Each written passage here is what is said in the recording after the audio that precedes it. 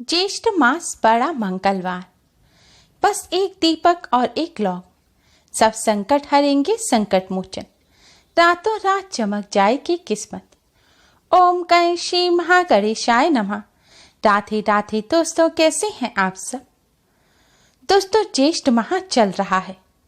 ज्येष्ठ माह के मंगलवार को बड़ा मंगलवार कहा जाता है।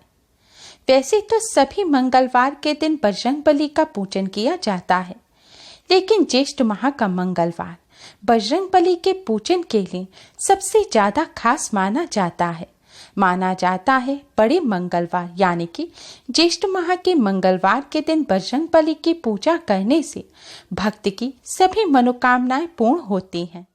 आज के इस वीडियो में हम आपको ज्येष्ठ माह के मंगलवार के दिन बजरंगबली की कृपा प्राप्त करने का एक बहुत ही आसान और असरकारक उपाय बताने जा रहे हैं।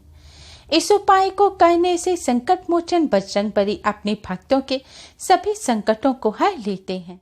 बजरंगबली की कृपा से कष्टों से छुटकारा मिलता है और सोई हुई किस्मत भी जाग जाती है।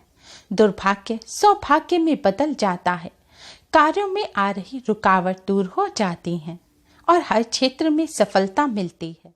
दोस्तों, भगवान श्री राम की आज्ञा का पालन करते हुए बजरंगबली आज भी धरती पर विराजमान है और भक्तों के कष्टों को दूर करते हैं। धार्मिक मान्यताओं के अनुसार भगवान शिव और प्रभु श्री राम ने बजरंगबली को वरदान दिया था कि ज्येष्ठ माह के सभी मंगलवार पर उनकी विशेष रूप से पूजा होगी। इस माह में हनुमान जी का स्थान भगवान श्री राम से भी बड़ा माना जाता है। इस माह में ही बजरंगबली को अमृतत्व का वरदान प्राप्त हुआ था और ज्येष्ठ माह के मंगलवार के दिन ही बजरंगबली अपने प्रभु श्री राम से मिले थे। इसलिए यह माह बजरंगबली को अति प्रिय है। माना जाता है ज्येष्ठ माह के मंगलवार के दिन बजरंगबली को प्रसन्न करने के लिए जो पूजा या उपाय किए जाते हैं वह अति शीघ्र ही शुभ फल प्रदान करने वाले होते हैं। दोस्तों, वीडियो में आगे बढ़ने से पहले वीडियो को लाइक कर अपने फ्रेंड्स के साथ शेयर जरूर करें, जिससे वह भी इससे लाभ प्राप्त कर सकें। अगर आपने हमारे चैनल को अभी तक सब्सक्राइब नहीं किया है तो जल्दी से चैनल को सब्सक्राइब कर बेल आइकन को भी जरूर दबाएं। तो आइए दोस्तों, जानते हैं इस आसान और असरकारक उपाय के बारे में। उपाय करने के लिए सबसे पहले स्नान कर स्वच्छ वस्त्र धारण करें। बजरंगबली का पूजन करते समय लाल या केसरिया रंग के वस्त्र पहनना बहुत ही शुभ माना जाता है। पूजन करने के लिए आप सबसे पहले अपने मंदिर के सामने आसन बिछाकर बैठ जाएं। दोस्तों, यह उपाय आप बजरंगबली के मंदिर में जाकर भी कर सकते हैं। हो सके तो सिंदूरी बजरंगबली के मंदिर में जाकर यह उपाय करें। अब आप एक दीपक तैयार करें। इसके लिए आप पीतल का या मिट्टी का कैसा भी दिया ले सकते हैं। दोस्तों, इस दीपक में आपको शुद्ध घी भरना है। अगर शुद्ध घी ना हो तो आप इस दीपक में शुद्ध सरसों का तेल भरें। ध्यान रखें, दीपक में किसी और तरह का तेल या फिर घी ना डालें। या तो आप शुद्ध घी का दिया बनाएं या फिर शुद्ध सरसों के तेल का दिया बनाएं। अब दिए में रुई की बाती लगाएं। अब मंदिर में थोड़ी सी चावल रखकर उन चावलों के ऊपर आप इस दिए को रखें। अब आप इस दिए को जलाएं। हो सके तो दिए के साथ एक सुगंधित धूप बत्ती भी जलाएं। धर्मशास्त्रों के अनुसार पूजन के दौरान जितनी सुगंध वातावरण में होती है उतना ही जीवन भी खुशियों से महक उठता है। इसलिए पूजन के समय सुगंधित धूप बत्ती जलाएं या इत्र चढ़ाएं या फिर भगवान जी को पुष्प अवश्य ही चढ़ाएं। यह अपना रोज का नियम बना लें। ऐसा करने से जीवन में खुशियां आती हैं और सकारात्मक एनर्जी मिलती है। दिया जलाने के बाद अब आप एक साबुत फूल वाली लौंग लें। लौंग को अपने माथे से लगाएं और 11 बार जय श्री राम का जाप करें। जाप करने के बाद आप इस लौंग को दीपक में डाल दें। अब आप भगवान श्री गणेश को प्रणाम करें, भगवान सीता राम जी और बजरंगबली को प्रणाम करें। फिर भगवान जी को आप किसी फल मिष्ठान का भोग लगाएं। आज के दिन बजरंगबली को गुलदाने का या फिर बूंदी के लड्डू का भोग लगाना बहुत ही शुभ होता है। हो सके तो गुलदाना या बूंदी के 2 लड्डू का भोग लगाएं। वह ना हो तो आप बताशे या फिर शक्कर का भोग लगाएं।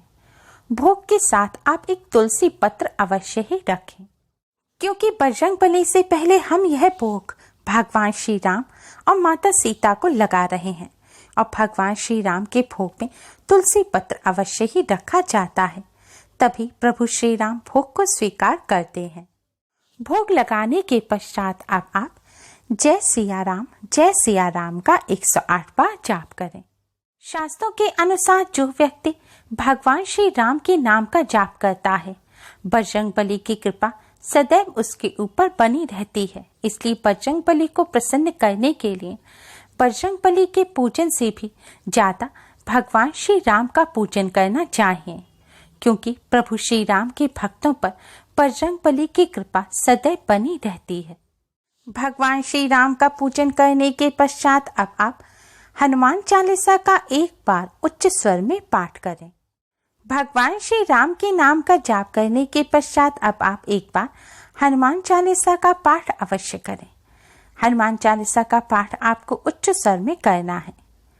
हनुमान चालीसा का पाठ करने के बाद अब आप दीपक को उठाएं और दीपक से बजरंगबली की आरती उतारते हुए आप बजरंगबली की आरती गाएं। दोस्तों, आपको इस बात का विशेष तौर पर ध्यान रखना है कि आपको इस दीपक से बजरंगबली की आरती अवश्य ही उतारनी है, तभी यह उपाय पूर्ण होगा। दीपक अगर छोटा है और वह गर्म हो जाएगा और उसे उठाकर आपको आरती उतारने में कठिनाई होगी, तो इसलिए आप पहले ही एक प्लेट पर थोड़े चावल रखकर उसके ऊपर दीपक रखकर आप पूजन शुरू करें और आरती उतारते समय आप प्लेट को हाथ में उठाकर बजरंगबली की आरती उतारें। इससे आपके हाथ नहीं जलेंगे और आप आसानी से पूजन कर सकेंगे। आरती उतारने के बाद अब आप भगवान श्री गणेश, प्रभु सीता राम जी को और बजरंगबली को प्रणाम करें और अपने सभी कष्टों को दूर करने की प्रार्थना करें। आपके जो भी दुख है, परेशानी है, जो भी संकट है, उन सबको दूर करने की संकट मोचन बजरंगबली से प्रार्थना करें। इस तरह पूजन करने के बाद जब दीपक पूर्ण हो जाए, तब आपने बजरंगबली को जो भोग लगाया है उसे प्रसाद के रूप में ग्रहण करें। दोस्तों, आपको यह ध्यान रखना है कि आपको यह उपाय सूर्यास्त के बाद ही करना है। उपाय करने के बाद आप दीपक को इसी तरह मंदिर में रखा रहने दें और अगले दिन सुबह उठकर स्नान करने के बाद जो दीपक में लौंग है, इस लौंग को लेकर आप या तो शुद्ध बहते हुए जल में विसर्जित कर दें या फिर किसी पेड़ पौधे के पास जड़ में आप मिट्टी खोदकर वहां पर इसे गाड़ दें।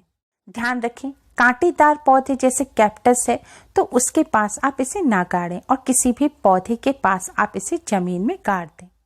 और जो चावल हैं उन्हें आप पक्षियों को डाल दें।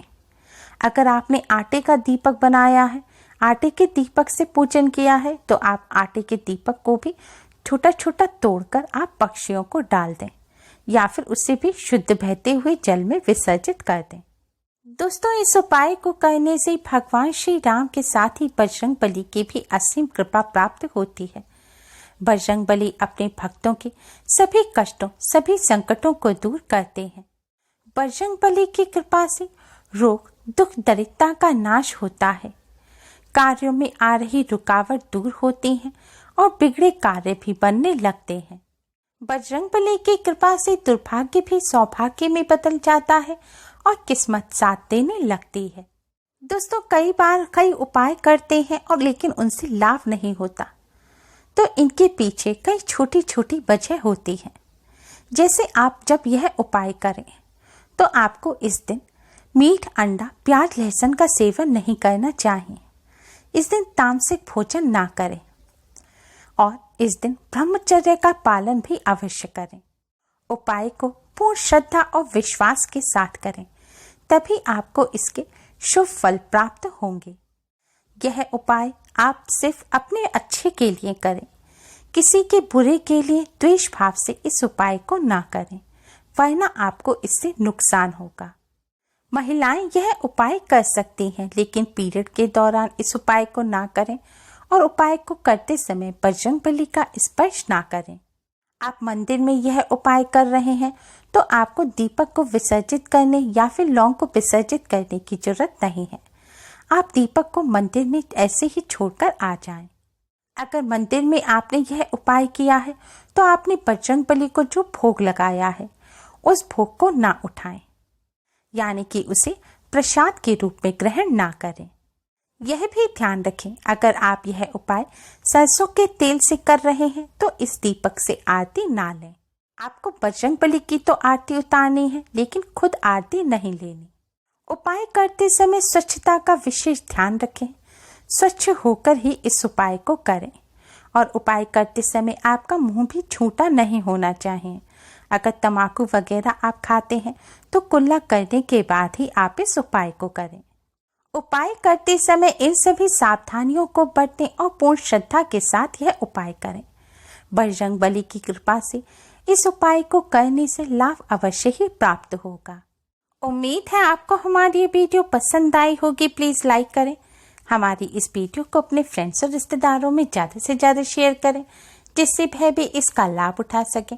हमारी और भी वीडियोस के लिए हमारे चैनल को सब्सक्राइब करना ना भूलें। Thanks for watching. Radhe Radhe. जय श्री राम।